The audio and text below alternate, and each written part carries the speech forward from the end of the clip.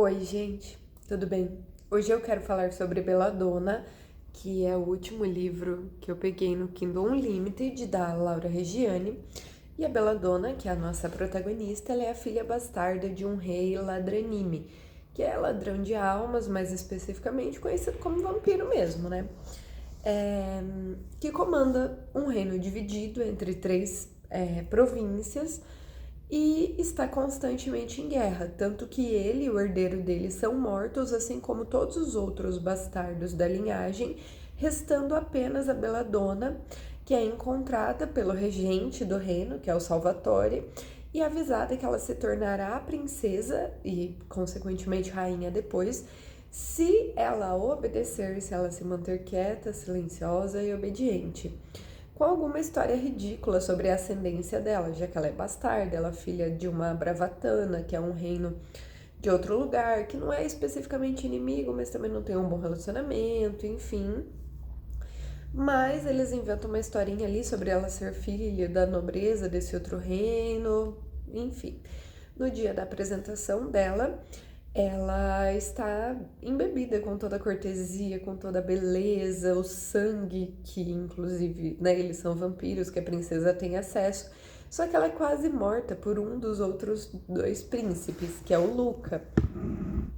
E ela controla a mente dele, que é o poder da linhagem dela, por um fio, o que faz ela perceber que o regente pode ter a colocado no trono, mas ele não espera que ela se mantenha lá.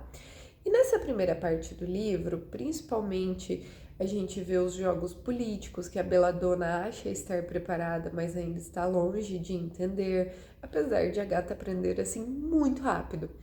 A gente tem várias desavenças com o Senado, pessoas duvidando dela, brigas por ela ser bravatana, por ela ser estrangeira, e ela mesma comprando assim discussões que prejudicam a imagem dela por conta das injustiças da realeza, da forma como as pessoas vivem, sem contar que ela descobre que a ideia é casar ela com um dos dois príncipes, ou o Luca, que foi o que deu a facada, ou o Dâmica, que simplesmente aparenta odiar ela sem motivo nenhum. Para que ele seja o verdadeiro governante, o príncipe, e ela apenas um enfeite. E nós já sabemos ali que o Luca não é uma opção para ela nesse momento, né, por motivos óbvios. E, como eu disse, o Dâmica parece que ele detesta ela. Porém, apesar de tudo, ela vai formando ali um grupo de aliados, entre legados, uma nobre, a criada dela, que é a Carina, uma jovem que é a Lídana, que quer lutar e não pode ser legionária por ser mulher, né? E eles juram lealdade a ela. Então esse grupinho dela começa a trabalhar junto com ela nos esquemas, ajudar ela em tudo que ela precisa.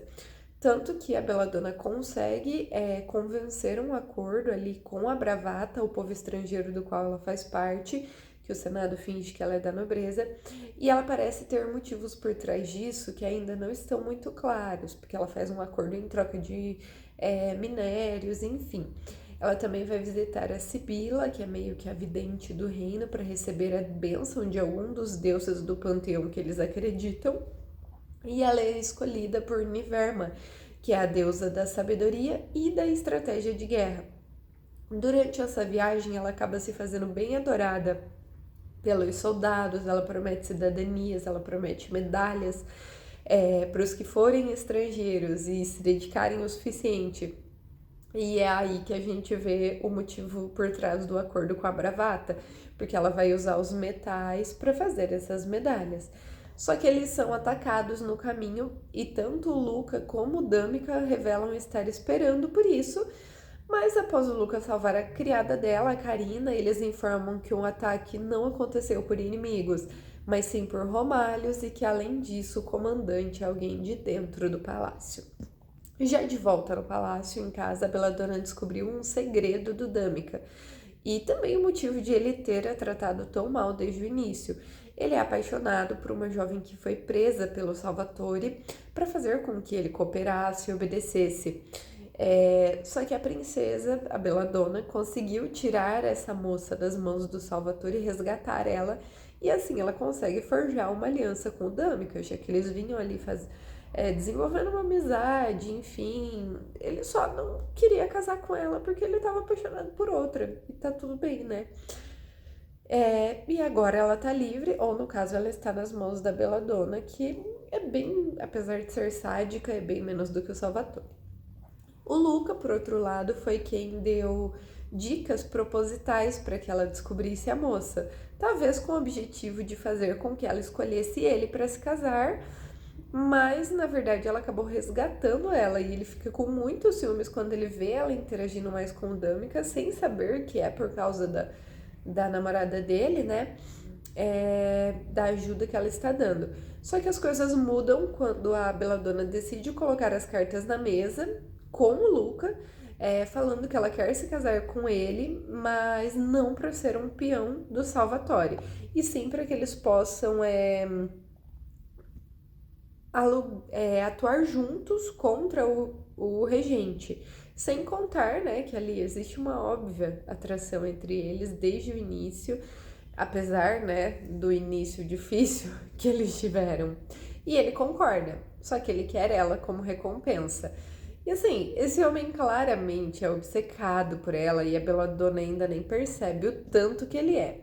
Então nós temos alguns momentos bem quentes juntos, porém quando eles vão até o castelo dele, em Minari, para o baile de noivado, o Salvatore ameaça ela, assim como os amigos, a família que ela adquiriu ali, para que ela não interaja mais com o Senado, não saia do palácio, dizendo que eles é quem vão pagar o preço caso ela desobedeça. E ela acha que o Lucas sabia dessas ameaças e até desconta a raiva nele por ter deixado ela sozinha com o tio e tudo mais. Só que ele estava forjando um plano com o Dâmica para que os dois pudessem ir até o fronte da batalha, ganhar uma batalha antes que o Salvatore descobrisse, usando as estratégias do Dâmica de uma forma a estender ainda mais o poder e a adoração pela princesa. Já que assim, com a questão da cidadania, vários soldados estrangeiros entraram para a legião e o número fez muita diferença. Só que os comandantes idiotas da legião não fizeram boas estratégias. Então, o outro reino, que é a Sátria, conseguiu retomar o poder dessa batalha. Então, ela e o Dâmica vão até lá para tentar resolver isso, graças a uma informação do Luca, inclusive, né, que está provando estar do lado dela. E em troca, ela fala sobre o passado dela pro Luca, sobre como a mãe dela ingeria a Belladonna, o veneno, para deixar ela subserviente, já que ela só permitia que a Belladonna se alimentasse dela. Mas ela ficou paranoica com o passar dos anos, achando que a filha estava controlando ela, já que por causa do poder, né, já que os dons dela necessitam de contato visual, e ela tentou cegar a Belladonna. E depois dessa conversa, nós vemos ali um desenvolvimento muito maior do relacionamento deles, com ambos admitindo a possessividade, que com certeza já são sentimentos, apesar de eles não saberem, ou no caso não admitirem isso ainda. Já no fronte da batalha, Belladonna e o Dâmica conseguem criar uma nova estratégia para ganhar o território que foi perdido, e com a própria princesa no meio da batalha, usando o poder dela para destruir as linhas inimigas. Ela, inclusive, sai ferida disso, ela leva uma flecha no ombro, mas ainda assim ela faz isso porque era necessário para motivar os soldados, para ganhar naquele dia. Só que mais tarde o Salvatore chega e quase mata ela pela desobediência, e ela escapa apenas porque o Luca chega a tempo e impede o tio dele, o que a salva, mas também faz com que o regente veja que o sobrinho, que ele achava estar do lado dele, está do lado da Belladonna, o que não fazia parte dos planos que ela e o Luca tinham feito.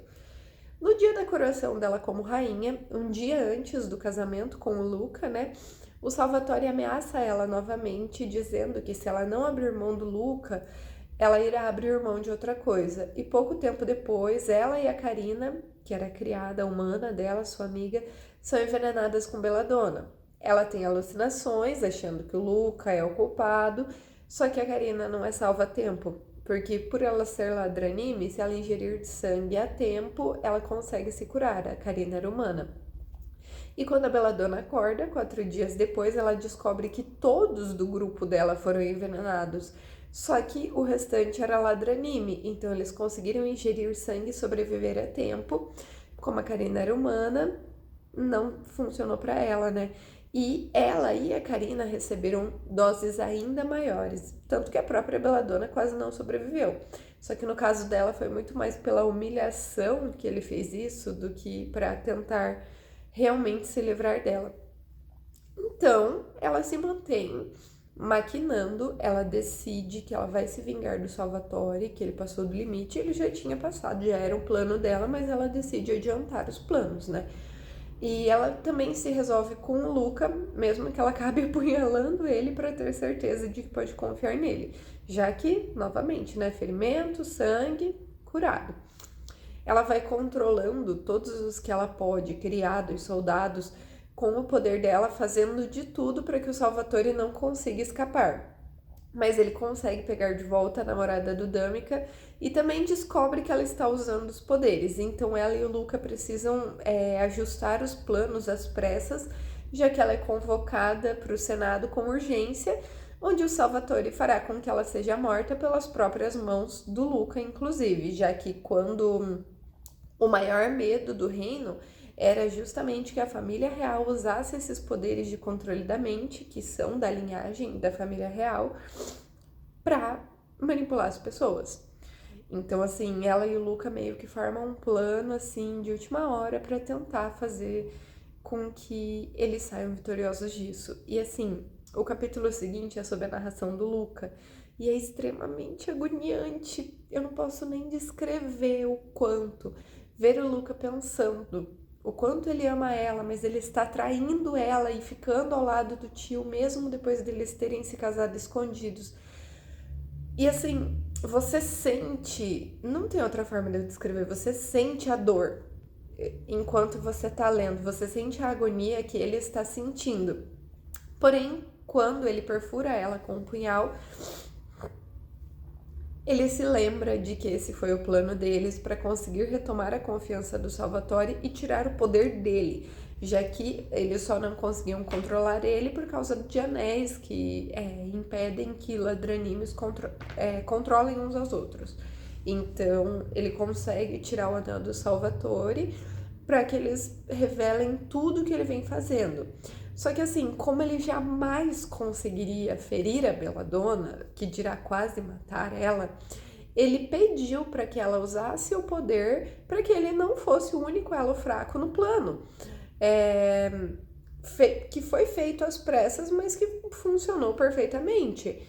Ela fala sobre todos os roubos do Salvatore, sobre como ele manipulou a guerra, como ele omitiu soldados que poderiam ter ganho a guerra muito tempo atrás, até mesmo como ele foi o responsável pela morte da família real. E assim, o único erro do cara foi achar que ela seria uma garota ingênua e manipulável que ele poderia se livrar facilmente depois, já que o que ele levou um século para fazer, para organizar, que foi essa tentativa de tomar o trono, ela conseguiu em 1 ano ali no poder. Depois disso, as coisas se resolvem com o passar dos anos. A Belladonna conquista, anexa mais reinos, ela se torna imperatriz do continente, mas também é possível acompanhar no epílogo a relação com os filhos, tanto a filha que ela e o Luca têm, como os filhos do Damica, a família deles, a forma como o Luca nunca melhorou completamente do que o poder dela fez com ele, porque ele foi obrigado a fazer uma coisa que era muito contrária à vontade dele. Então ele ficou, eu não vou dizer obsessivo, mas ele ficou mais preocupado com segurança, enfim, um pouco ele não podia ver ela usando vermelho, porque ele surtava, achava que ela estava ferida. Mas assim, ele nunca melhorou completamente, mas juntos eles conseguiram aprender a lidar com isso. E também tivemos alguns detalhes ali dos pais que ambos se tornaram, levando em conta os pais que eles tiveram. E assim, simplesmente perfeito. Que livro fantástico, que livro maravilhoso. Eu nunca tinha lido nada dessa autora, é um livro nacional, tá disponível no Kindle Unlimited. E assim, eu nunca tinha lido nada dessa autora, mas eu sempre vejo a Divulga Nacional falando muito de Safira de Prata, que é da Laura também. Só que Safira de Prata era mais longo.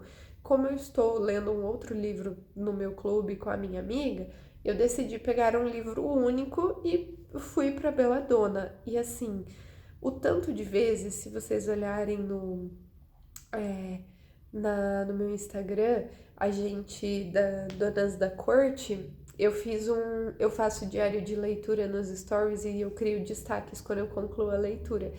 Tantas vezes que a Belladonna me deixou assim de boca aberta, tantas vezes que eu comparei as tramóias dela, as da Eileen, porque assim, ela estava sempre maquinando, sabe? Que livro perfeito, gente. E tá disponível no Kindle Unlimited. É isso, espero que vocês gostem. Até mais.